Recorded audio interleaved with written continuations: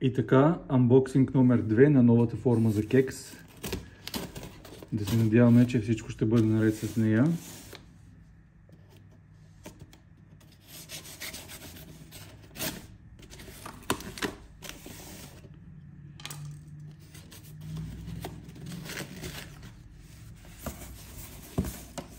Този път кашончето беше в отлична форма, което не мога да кажа за предното кашонче, защото все едно го бяха ритали някъде от Еконт или от който го носи. Но този път формата изглежда много добре. Сега да махнем на нейлона да видим.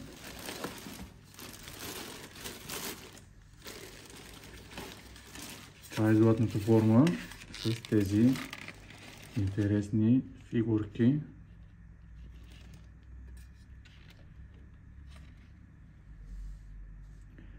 Всичко изглежда наред. Опаковали си я добре. Махнем етикетчето. Да, много е готина. Изцяло масивен алуминий.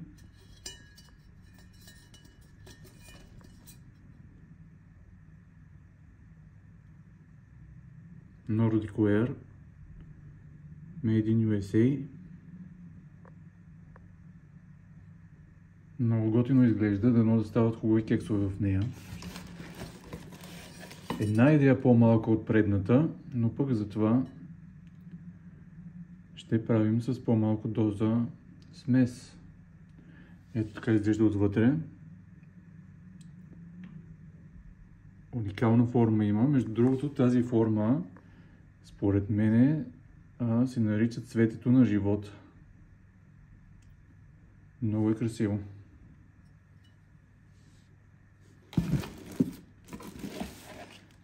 И да ви кажа, формата малко си тежи. Да, супер. Нямам никакви забележки, доволен съм. Също така доставката беше за около седмица и плюс-минус един ден. Всичко мина наред. Поръчва се през немският Амазон.